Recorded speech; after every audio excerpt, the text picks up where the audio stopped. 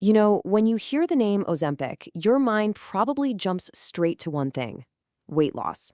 I mean, it's been all over the headlines, all over social media, but the story just took this huge, unexpected turn. Okay, let's get right into it. So get this. In early 2025, a press release from Novo Nordisk basically dropped a bombshell. The FDA gave Ozempic a completely new official job description, and it has absolutely nothing to do with fitting into old jeans. We're talking about protecting one of the most vital organs in your body. Exactly. I know, right? That's the question that's on everybody's mind. How did a medication that's so famous for one thing suddenly get a green light for something that seems so different? To really get our heads around that, we need to peel back the layers and see what this drug really is and how it actually works. So let's start with the big news itself. This isn't just some kind of off-label use or a small little update.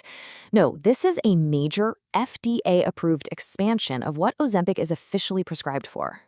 This whole decision came from a massive clinical study they called the FLOW trial. And the results? They were so good, so convincing, that they actually stopped the trial early because the benefits were just that obvious. This new approval is aimed squarely at a really high-risk group: adults who are trying to manage both type 2 diabetes and chronic kidney disease at the same time. And this is the number that really made the FDA sit up and pay attention: 24%. In that big FLOW trial, Ozempic cut the risk of serious kidney problems or cardiovascular death by nearly a quarter. For the millions of people in that risk group, that's not just some number on a page. That's an absolute game changer. Which, of course, brings us back to that core question. How in the world can one single drug help manage blood sugar, help people lose weight, and now protect kidneys? Is it some kind of magic pill? Well, not quite. The answer is actually in its brilliant and surprisingly natural design. The secret is in a name that sounds super complicated, but is actually pretty simple. It's a GLP-1 receptor agonist. Just think of it like this. When you eat, your body naturally releases a hormone called GLP-1 that, sends out a bunch of signals. Well, the drug in Ozempic, which is called Semaglutide, is basically a super-powered, long-lasting copy of that exact same hormone. Honestly, this master messenger idea is the perfect way to think about it. Our body's natural GLP-1 hormone does its job, and then it's gone in just a few minutes. But semaglutide, this master messenger, it hangs around for about a week, just continuously sending out those same helpful signals. And those signals are going to some very, very important places in the body. So here's the playbook for how this one messenger does three big jobs all at once. First, it taps the pancreas on the shoulder and says, hey, release insulin, but only if blood sugar is high. Second, it sends a message up to the hypothalamus in your brain, that's your body's hunger control center, and tells it, hey, we're full down here. And third, it tells your stomach to slow down a bit, which makes that feeling of being full last way longer. It's just this brilliant three-pronged attack from a single molecule. Okay, so if it's all the same drug, semaglutide, then why in the world are there so many different brand names floating around? This is where things can get kind of confusing, so let's just clear this all up right now. It really just boils down to marketing, dosage, and what specific use the FDA has approved it for. You're getting the same master messenger molecule, it's just in a different package, with a different dosage, and a different set of instructions for a very different job. This chart here makes it crystal clear. First, you've got Ozempic. That's the weekly injection for type 2 diabetes, and now for heart and kidney risk reduction. Then you have Wegovy, also a weekly injection, but it's specifically dosed and approved for chronic weight management. And for people who don't love needles, there's Rybelsus. It's the only daily pill version, and it's for type 2 diabetes. See? Same drug, just packaged for three very different missions. Okay, now with all this incredible stuff we've been talking about, we have to flip the coin over and talk about the other side. No drug this powerful comes without risks, and it's so important that we look at the whole picture.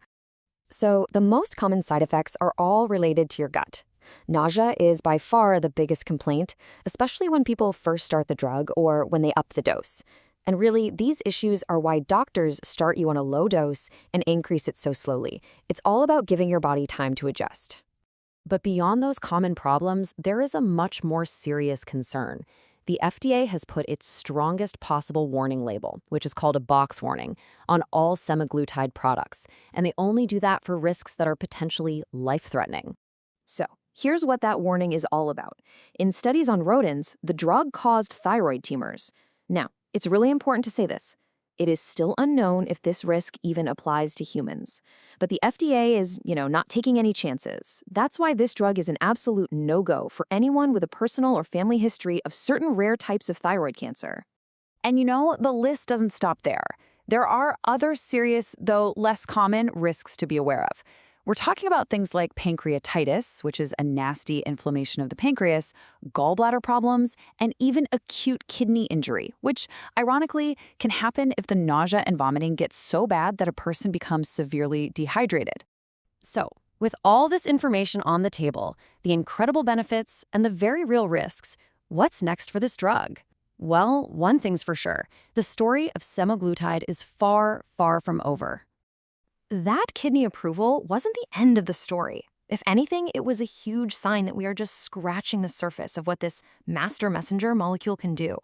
Right now, scientists are looking into its effects on basically everything, from addiction to liver disease. And check this out. Take liver health, for example. A recent study found that semaglutide could improve liver health. But here's the really fascinating part. The benefit was there even if the patient didn't lose any weight. This suggests the drug is having a direct, positive effect on our organs, totally separate from its more famous effects. And that just opens up a whole world of new possibilities. And that really leaves us with the big $64,000 question, doesn't it? Ozempic started out as a diabetes drug. It became this weight loss phenomenon, and now it's a protector of kidneys and hearts. As we keep unlocking its potential, the real challenge for doctors and patients will be figuring out how to wisely use a tool this powerful, carefully weighing its undeniable promise against its very real risks. It's a huge conversation that's really just getting started.